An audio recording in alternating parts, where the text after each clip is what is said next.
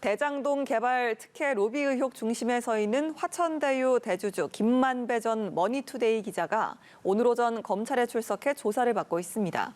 검찰이 김 씨를 조사하는 건 이번이 처음입니다. 자세한 내용은 서울중앙지검 연결해서 알아봅니다. 박수주 기자. 네, 김만배 씨가 오전 10시부터 피의자 신분으로 검찰 조사를 받고 있습니다. 화천대유 대주주이자 천화동인 1호 소유주인 김 씨는 대장동 개발 사업으로 가장 많은 이익을 본 것으로 추정되는 인물입니다. 김 씨는 조사에 앞서 직접 입을 열어 특혜와 로비 의혹 전반을 강하게 부인했습니다.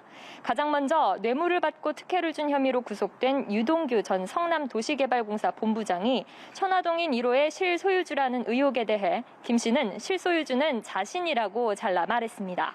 그러면서 관련 의혹이 제기된 것은 수익금 배분 등을 둘러싼 갈등 과정에서 특정인이 의도적으로 편집한 녹취록 때문이라고 주장했는데요.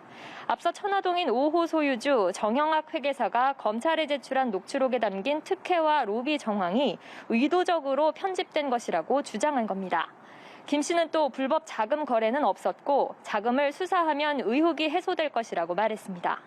권순일 전 대법관을 통해 이재명 경기도지사의 대법원 판결에 영향을 미쳤다는 의혹에 대해서는 얼토당토 않다고 일축했고 이른바 50억 클럽의 존재 여부도 사실이 아니라고 부인했습니다.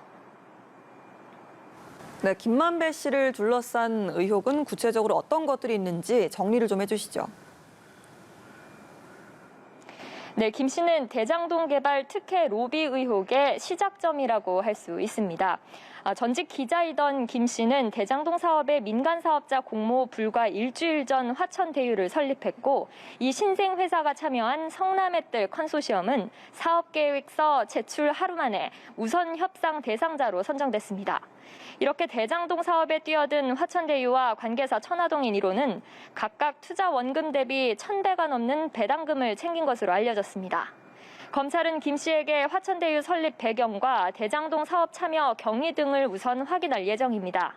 유동규 전 본부장을 위한 이른바 700억 약정 의혹을 비롯해 녹취록에 등장한 정관계 로비 정황도 조사 대상인데요. 이른바 50억 클럽의 진위 여부는 물론 당시 성남시의회 의장과 의원을 상대로 한 수십억 로비 정황을 따져 물을 것으로 보입니다. 또 이재명 경기도지사의 대법원 무죄 판결 전후 권순일 당시 대법관을 수차례 만난 경위와 권 대법관이 퇴임 직후 화천대유에서 거액의 고문료를 받은 연유도 조사해야 합니다. 의혹 중심에 서 있는 인물인 만큼 김 씨에 대한 조사는 오늘 저녁 늦게까지 이어질 것으로 전망됩니다.